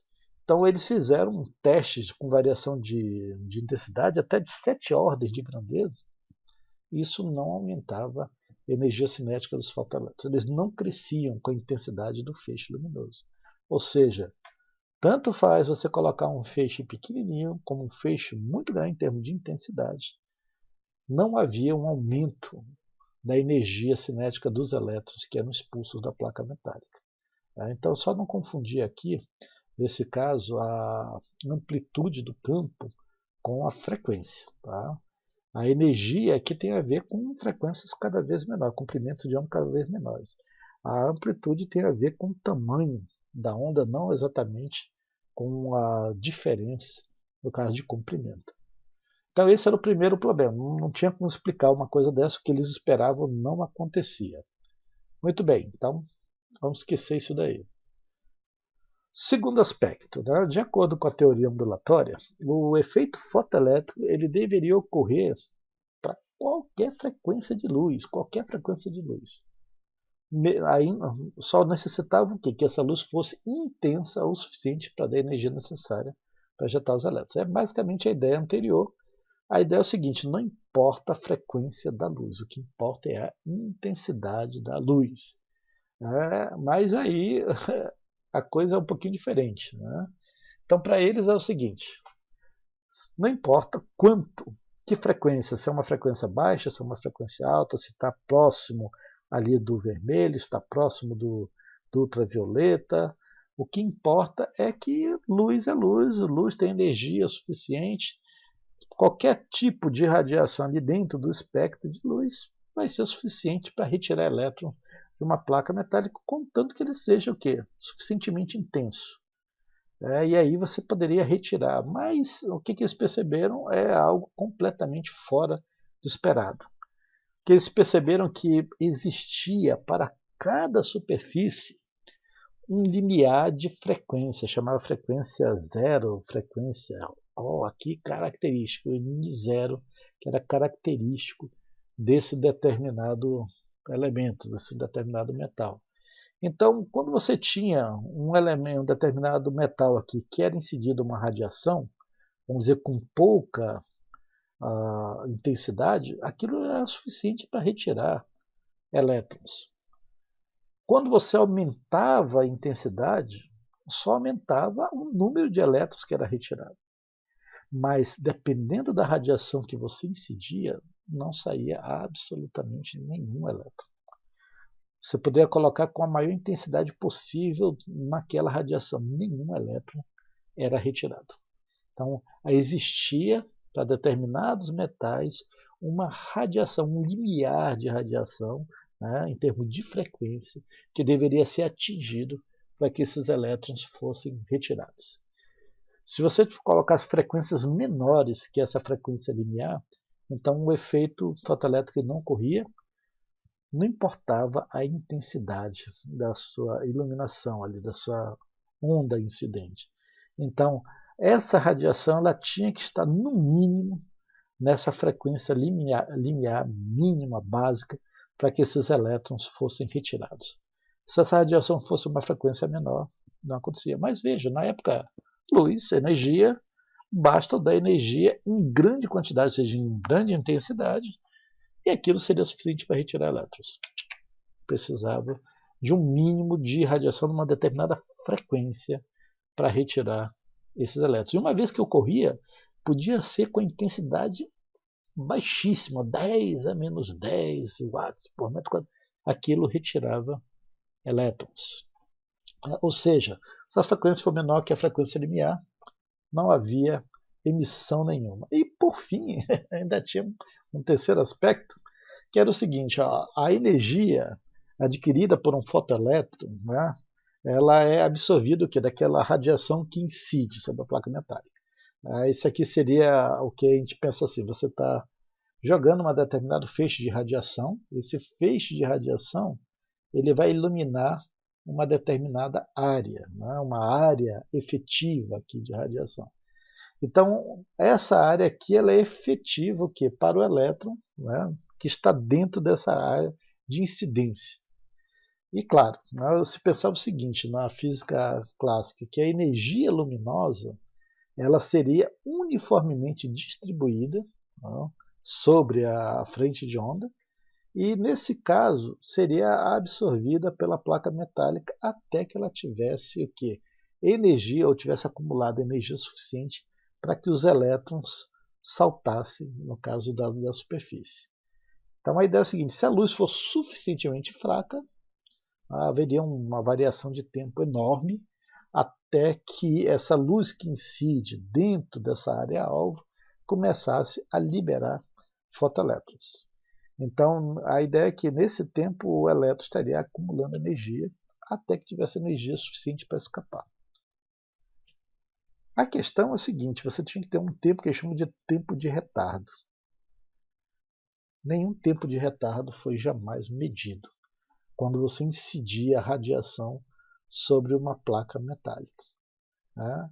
Então, a ideia é que você joga a radiação num tempo t mais 1 ou t mais 0, e a ideia é que depois de uma variação de tempo, você teria a liberação de elétrons. Mas basicamente, quase como t igual a 0, quando você lançava o feixe, você tinha a liberação. Não fazia sentido, gente. Até hoje, se você pensar direito, às vezes não faz muito sentido. Mas não havia como explicar essa ideia do efeito fotoelétrico. Né? Quem vai dar essa solução? Quem vai dar essa solução é Einstein. Né? Einstein, já com as ideias de Planck, ele explica justamente o efeito fotoelétrico. E o efeito fotoelétrico é realmente uma pedra no sapato. O pessoal diz assim, olha, o corpo negro é uma coisa esquisita mesmo, né? Mas talvez seja algo específico do material. Os espectros atômicos e moleculares, o pessoal diz assim, não precisa explicar aquilo, nós sabemos como usar. O pessoal deixava, mas o efeito fotoelétrico ele tinha implicações, porque já se estava utilizando o efeito fotoelétrico em algumas aplicações e o campo de eletromagnetismo era muito consistente, era muito conhecido, né, a área de eletromagnetismo, e era uma pedra no sapato. Como explicar uma coisa que não faz sentido em termos de energia? Né? Não aumenta a energia cinética dos fotoelétrons, não há uma variação de tempo, não há uma mudança em termos de intensidade da luz incidente, e ainda assim o efeito fotoelétrico ocorre. Albert Einstein explica, e a explicação dele é tão elegante, tão bonita, que ele vai e ganha o prêmio Nobel, né, justamente por um aspecto da quântica. Ele nunca ganhou o Nobel pela teoria da relatividade. Né? A relatividade vai ser comprovada muitos anos depois, mas Einstein ele ganha o seu Nobel, na verdade, por um problema de mecânica quântica. Né? Ele explica utilizando justamente a ideia de Planck. Então, qual era a proposta de Einstein? Ele vai dizer o seguinte, que a radiação eletromagnética na realidade, não uma onda exatamente, mas ela é transportada em pequenos pacotes. É a mesma ideia do quanto de energia de Planck. Para evitar o quanto, ele chamou esses pacotes de fótons. Né? Lá do grego, fóton, luz. E ele diz assim, se a radiação ela tem uma frequência μ, e o comprimento de onda nós sabemos que tem a ver com a velocidade da luz, lambda igual a c sobre μ, então ele dizia o seguinte, que a energia desse pacote, né, é exatamente hν, que era a mesma ideia de Planck. A energia ela é quantizada em quantos de energia, né, cuja variação é nhν. Então, é a mesma ideia. Vai dizer assim, a luz ela chega até a placa metálica em pacotes de energia, em fótons de energia. Então seria a ideia isso daqui, a placa metálica composta de átomos, ele já vai pegar a ideia inicial ali de átomos que já estava prevalecendo na época, ainda que não estivesse muito claro. E esses fótons eles se chocam contra esses elétrons e esses elétrons eles são expelidos da matéria aqui. Um quanto de energia, no caso de luz, um fóton, ele se choca contra o elétron e ele transmite essa energia, vamos dizer, esse momento de energia aqui, de movimento em termos de energia para o elétron, e esse elétron ele é ejetado. Claro que esse elétron ele está dentro de uma órbita com uma determinada frequência específica. Então esse fóton ele tem que ter uma frequência específica para que esse elétron absorva e ele pule, né, daquele nível para o nível infinito acima. Né? Então essa energia ela é exatamente a mesma ideia de Planck, E igual a hν, e essa frequência é a frequência do fóton que está colidindo contra a superfície metálica. Essa frequência ela vai ter que ser exatamente a frequência necessária para retirar, né, o elétron da sua órbita ali. Claro que esse elétron vai ter uma energia de ligação ali naquela superfície metálica, e essa energia tem que ser o suficiente para ter o valor mínimo para aquele limiar de energia necessário para retirar o elétron. Bem, então o que ele vai dizer é o seguinte: a radiação de frequência Ni ela terá uma intensidade maior quando ela tiver muitos fótons. Lembra que na física clássica a ideia de intensidade de energia, eles confundiam intensidade de energia um pouco com a própria energia. Quanto mais intensa deveria sair elétrons com maior energia, mas na verdade só saía mais elétrons. Então, aí você vai dizer, olha, um feixe de energia com maior intensidade, ela tem maior intensidade porque ela é composta de muitos fótons. E um feixe de menor intensidade é composto de poucos fótons. Né?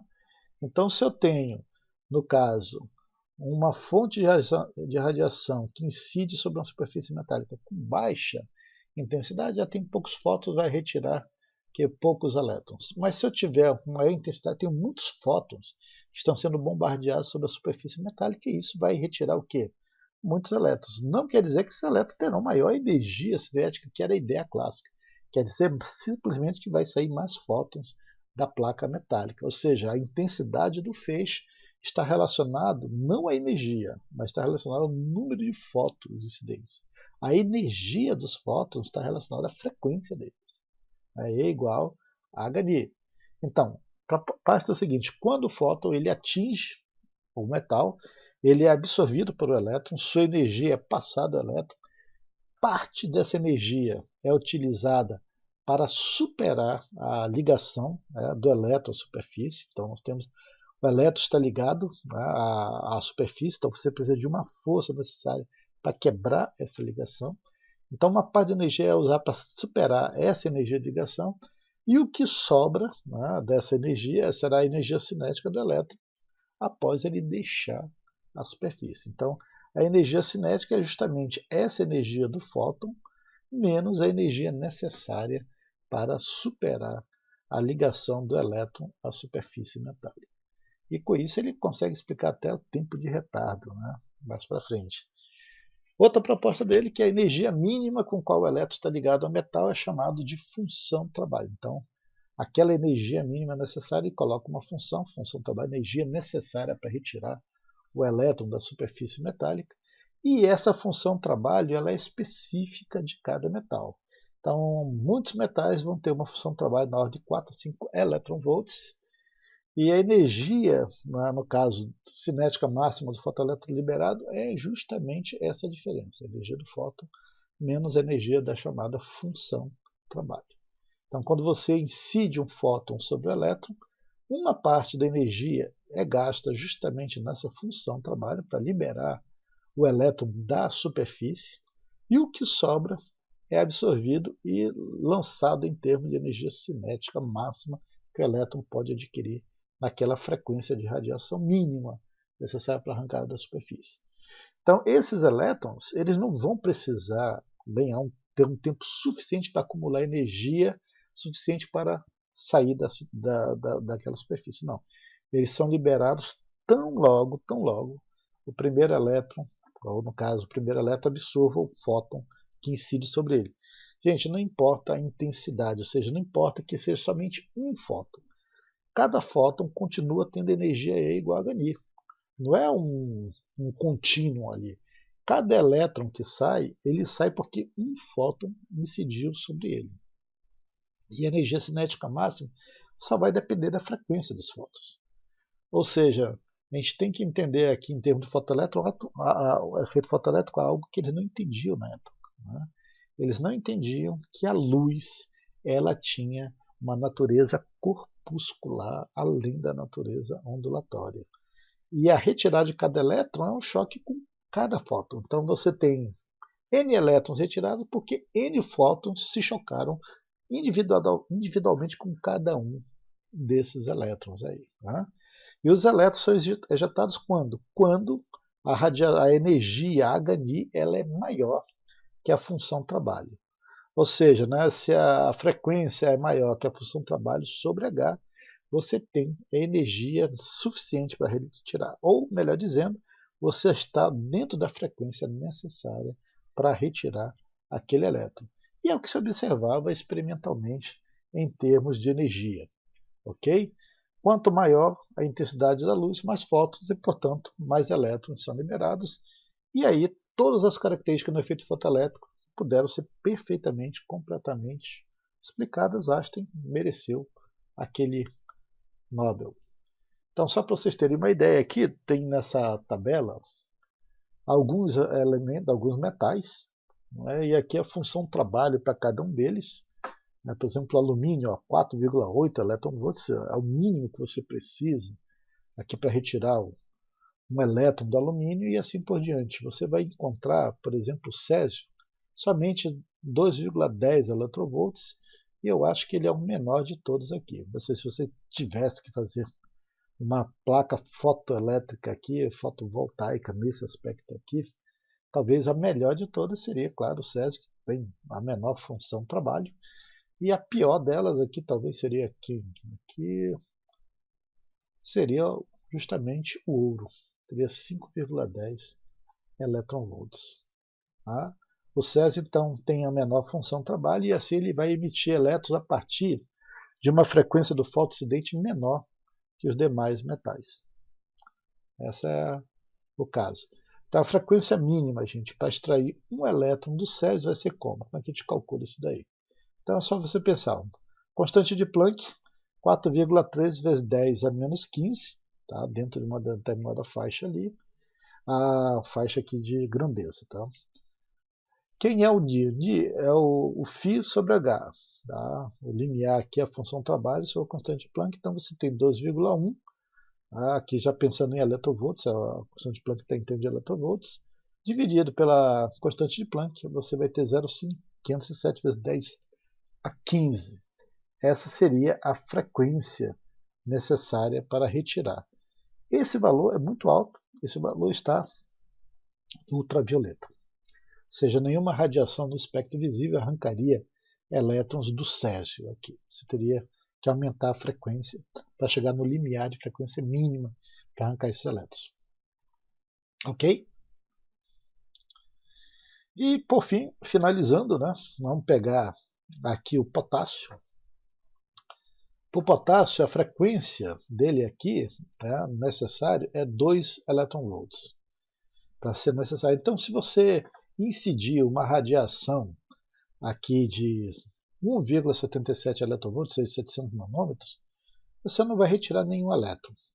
Se você colocar uma radiação de frequência 550 nanômetros com o eletronvolts aqui em termos de energia 2,25, você está acima do limiar mínimo aqui de energia da função trabalho. Você já vai ter o quê? O elétron sendo ejetado. A energia cinética em termos de velocidade é 2,96 vezes 10 a 15 metros por segundo.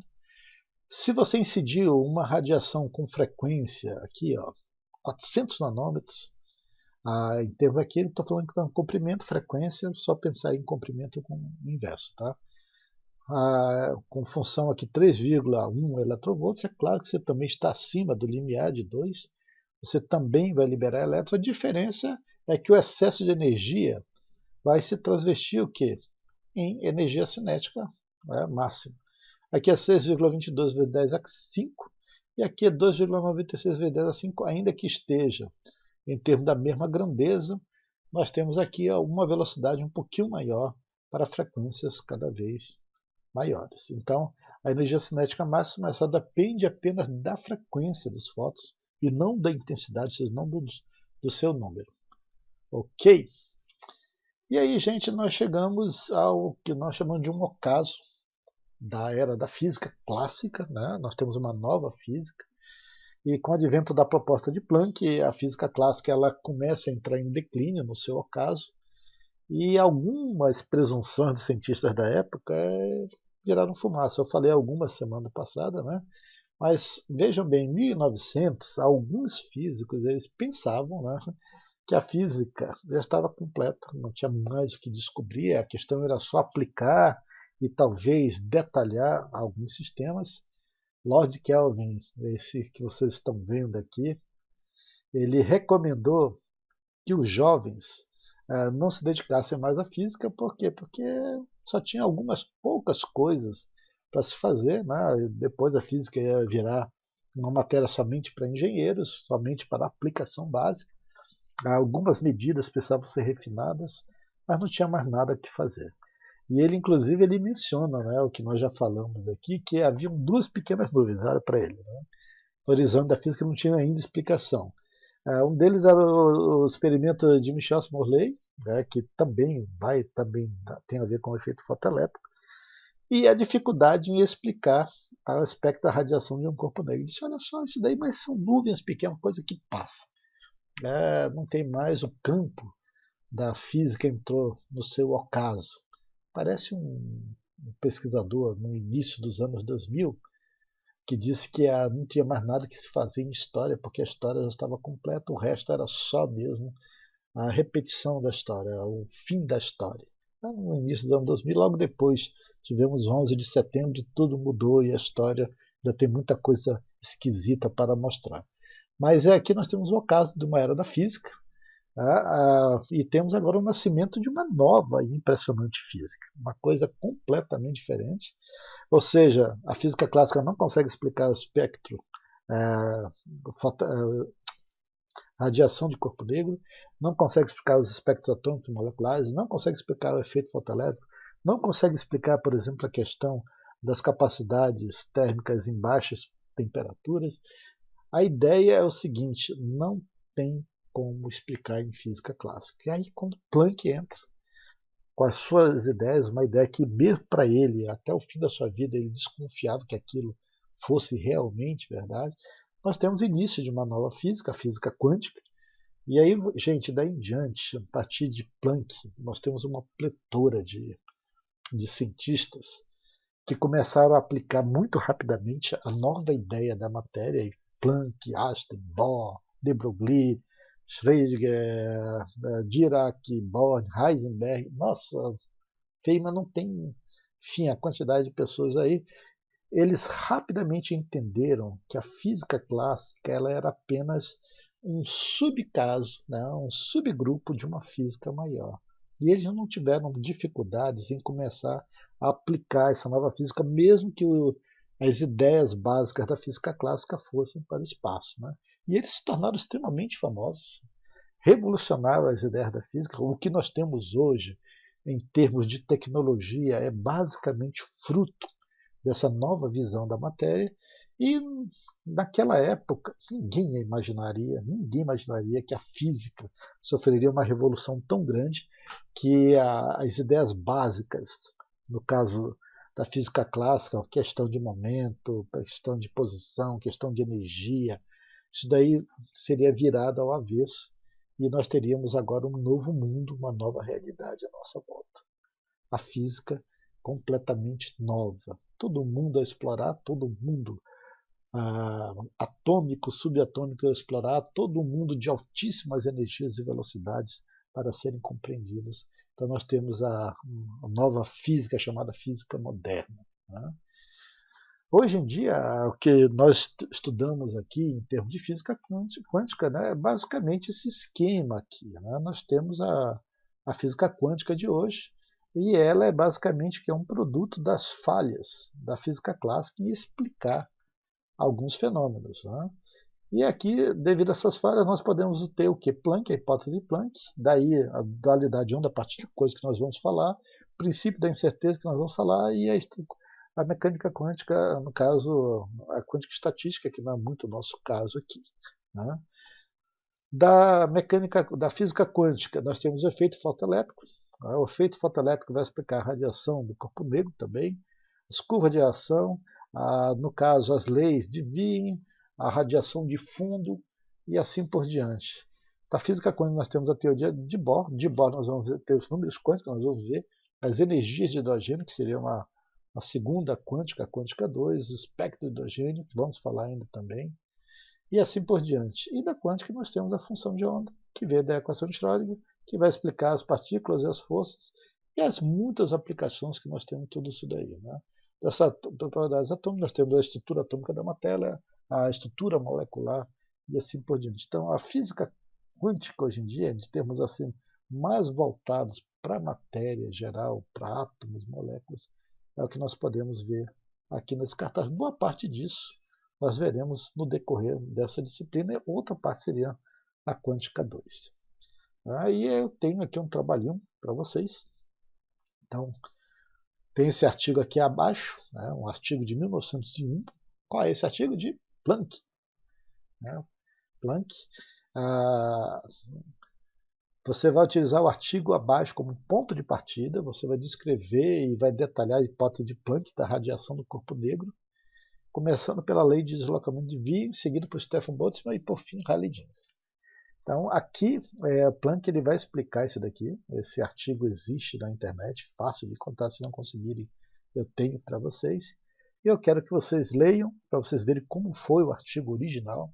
E eu quero que vocês deduzam a hipótese de Planck para a radiação do corpo negro. Claro que boa parte já está lá, no próprio artigo de Planck, mas eu quero que vocês escrevam de uma maneira que seja clara, que seja explicável, e mais para frente eu vou cobrar isso de vocês para vocês me apresentarem. Podem fazer em equipe, não tem problema nenhum. Ok? E aí nós finalizamos aqui com algumas referências bibliográficas. E se vocês quiserem, nós podemos ver agora, rapidamente, só uma aplicação do efeito fotoelétrico. Deixa eu mostrar aqui para vocês. Gente, isso daqui é um simuladorzinho também, lá da Universidade do Colorado, do efeito fotoelétrico.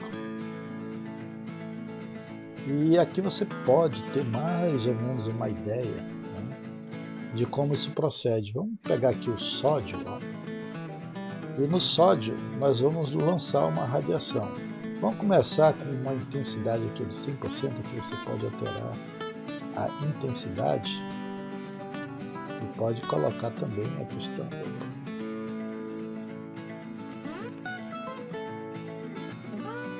Deixa eu passar aqui.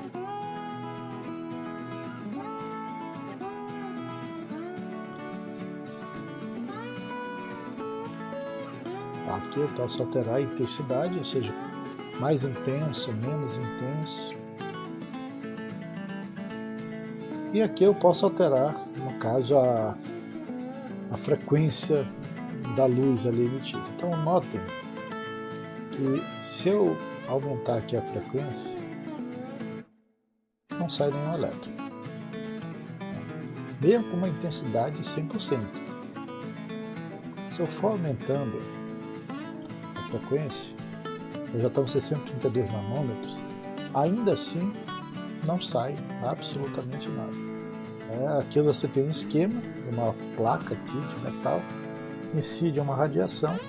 Você pode colocar um medidor aqui de corrente para saber quanto corrente está sendo gerada. Você pode inclusive colocar uma diferença de potencial, talvez até aqui seria um dispositivo de retardo de elétron. Você pode até, nesse caso aqui, descobrir qual é a energia necessária para arrancar o elétron, colocando um potencial contrário de retardo no teu sistema, e até calcular a constante de Planck por esse pequeno simulador. Então, vejam, aqui eu já estou na faixa aqui do amarelo, radiação amarela, 582 e nada. E aí quando eu chego aqui no verde, você talvez comece a ver alguma coisa acontecendo. Se você for devagar, bem devagar, você pode descobrir exatamente qual é a frequência aqui de radiação necessária para retirar elétrons desta placa. Nota que eu estou numa intensidade de 100%. Se eu diminuir a intensidade, os elétrons continuam sendo retirados. Então não tem nenhum problema.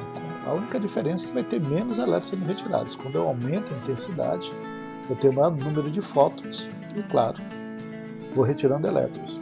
Se eu aumentar a frequência além dessa frequência mínima, o que vai acontecer? Eu vou ter o que? Uma alta intensidade aqui, então vai sair mais elétrons. Então, diminuindo aqui a intensidade. A diferença só é que quando aumenta a radiação além do limiar, o excesso de energia vai se traduzir o quê? Em energia cinética máxima dos elétrons. Mas ó, eles continuam a sair mesmo com a intensidade pequenininha, 28%. Vou colocar aqui 12%. Tem poucos fótons incidindo, mas ainda assim está retirando elétrons. Se eu aumentar a frequência aqui, a energia, continua a sair mais ainda os elétrons. A diferença é que agora a energia deles, a energia cinética, é maior. Mas não tem problema nenhum. Se eu aumentar demais, continua saindo uma quantidade pequena, mas a energia cinética deles é maior. Mesmo que eu diminua a intensidade para 5%, ainda assim continua saindo elétrons. Vou aumentar para 100% de intensidade, aí já era. Muito elétron.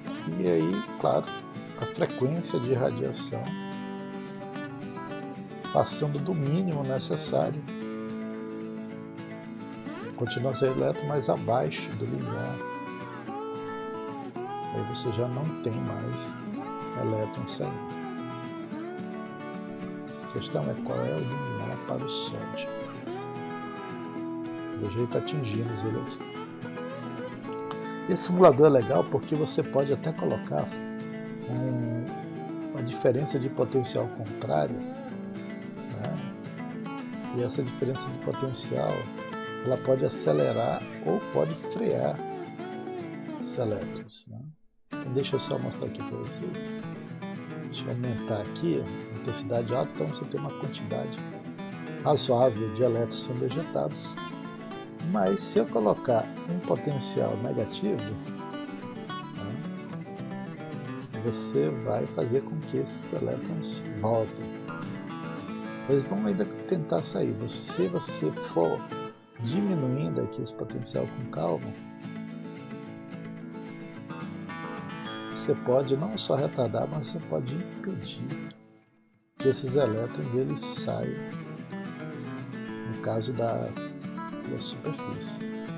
E isso vai te dar uma ideia da energia necessária para você romper, né, do elétron romper com a superfície para ser retirado. Então você pode até calcular por esse mecanismo a função trabalho, né, necessária para retirar esses elétrons. Com a função trabalho, você tem a função de a frequência, você pode calcular, no caso, a energia, a constante de Planck aqui. Okay? Então, o que é interessante do efeito fotoelétrico é que você só tem elétrons sendo retirados a partir de um determinado limiar de frequência. Você pode mudar aqui, vamos pegar, por exemplo, a platina. Deixa eu colocar aqui a 0.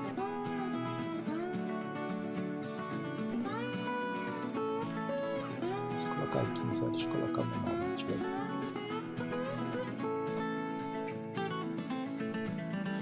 Então vejam, pegar a platina.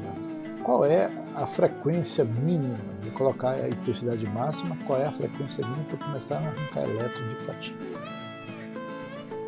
600 e tal. Chegou já no final aqui do espectro visível. Já estamos agora na região do ultravioleta.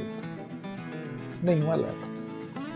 Vamos diminuir ainda mais o comprimento de onda, ou seja, aumentar a energia, aumentar a frequência. Nada. Gente, isso daqui já está muito além do ultravioleta, você só tem que estar por faixa de 140 nanômetros aí. Então quer dizer, a platina não é um metal excelente para trabalhar com células fotoelétricas, né? Isso não serve para nós. Você teria que ter um metal talvez um pouco melhorzinho. Zinco também não é um bom metal, zinco se precisa de uma coisa bem acima do espectro visível, também no ultravioleta. são metais que são extremamente estáveis do ponto de vista fotoelétrico para a radiação visível. Então você vai ver o zinco também, lá no ultravioleta e assim por diante. Ou seja, o efeito fotoelétrico ele não depende da intensidade da radiação, ele depende da energia dos fótons que são arremessados sobre a superfície metálica, e quanto maior a intensidade dessa superfície, desses fótons, maior vai ser a quantidade de elétrons que você vai retirar dessa superfície. Então, é isso daí. O tempo ele é instantâneo, você não tem um retardo de tempo aí, quando você está incidindo a radiação já na frequência específica. O elétron já sai automaticamente. Ok? Já. Gente, vamos encerrar então.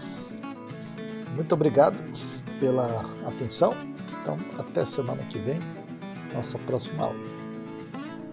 Até mais.